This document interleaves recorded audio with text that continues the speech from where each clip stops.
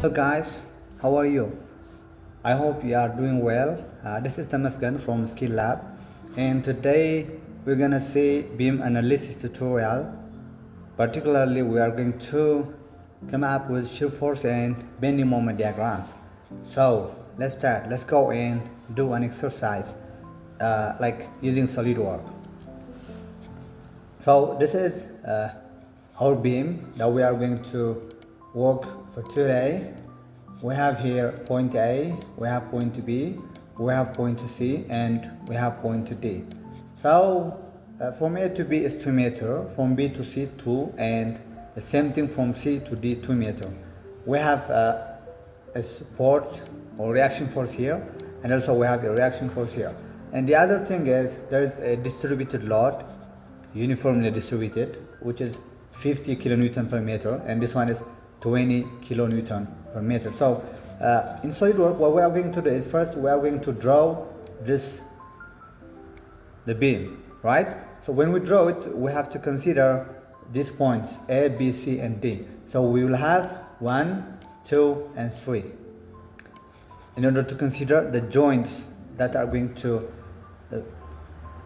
that we are going to put on a force, whether the distributed load or the other, either it's pointed load or so the pointed load. So let's go to SolidWorks. 1, 2, 3, right? 1, 2, 3. Let's open SolidWorks and let's open file, new, sketch. So let's sketch here. Let's make this in meter. Let's sketch this one. So this is the 1, 2, 3, right? So let's make a dimension here. This one, and this one. So we have 2 meter, 2 meter, and 2 meter, right? So let's make this 2, and this one 2, and the last one 2. And the next step, let's exit this. So we have weldment, and if you don't have this thing, you can just right click here and you can go to tabs and scroll down and you will find out weldment here. So let's go to structural member. Here we have, let's select this. But as I always say, we don't need this structure. In order to analyze the shear force and bending moment diagrams, we don't need this kind of structure. Let's just make simple. Let's sketch, let's write this, let's select this and delete. So let's draw our own beam. Let's make like this. Right? So as you can see, let's say if this is point A, point B, point C, and point D. Right? Before that, let me show you something. This is the plane that we have now. This is in Z and in the X. As I always say, we should change this into X and Y. So here we have. As we are going to apply the loads from the upper, from this side. As you can see, now we have X and Y. Good. So let's go to simulation. If you don't have this thing, you can go here and you can just click this thing and you will get this simulation tab. So let's say new study. Okay, let's make this beam analysis 3, right? That was what I was saying. 2 meter, 2 meter, A, B, C, D. So the next thing is we have to apply material in order to carry on our simulation in SolidWorks. In reality, we don't need this thing, but in SolidWorks, we have to let him know this is the material for this. But it doesn't make a difference. Like in order to proceed to the next step, we just need to assign a material, but it doesn't have an effect on our calculation, whether it's steel or whether it's another kind of material. And another thing is, you can see this, whether it is beam or truss, you can say edit. So always should have to be beam. But by default, most of the time this is beam, and when you try to work truss, you can change this thing into truss. So let's go to fixtures, fixed geometry. So here we have at A and at D reaction force, right? So let's select this, and the joint is this one, right? The plane is gonna be front. That was the rotation that we rotate before 90 degree. That's why we were doing this. So this is gonna be the force. Let's increase the size of this. Let's make this 500. This is, yeah, this is the first reaction force. The second one is right here, okay, and then we have the front plane, and then we have this upward reaction force. Let's increase the size of the arrow in order to make it more visible. So we got this, right? Okay, then the next thing is we have a load from A to B and from C to D, which is what? Distributed load, right? So let's apply this thing, 50 and 20. So let's go to force. It's gonna be this on the beam, right? Let's zoom in and let's select this. Okay, after that, let's select the plane, front, and it distributed load, right? You can say this one per unit length. Check this. Here we have the load, and as you can see, it's in the upward direction, but we need it to be in the downward. So we have to choose this. How much was it? 50, right? 1, 2, 3, 50. I think so. Yeah.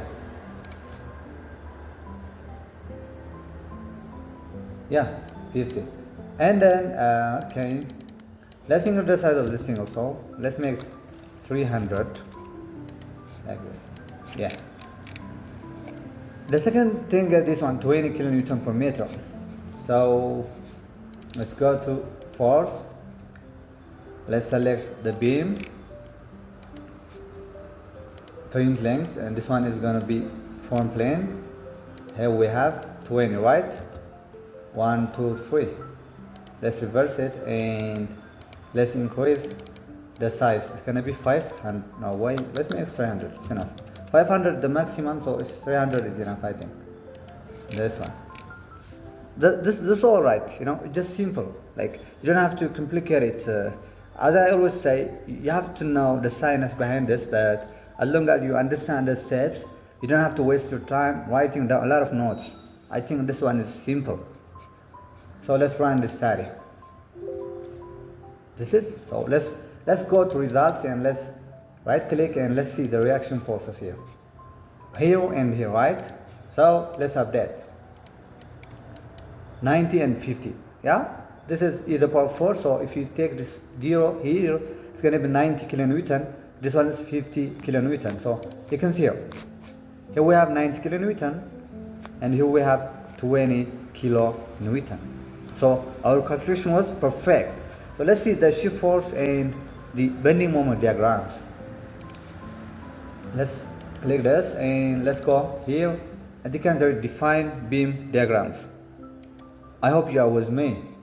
So we have shear force here. Let's increase the size or the width, what I mean the radius of the beam, and then let's say show maximum and minimum.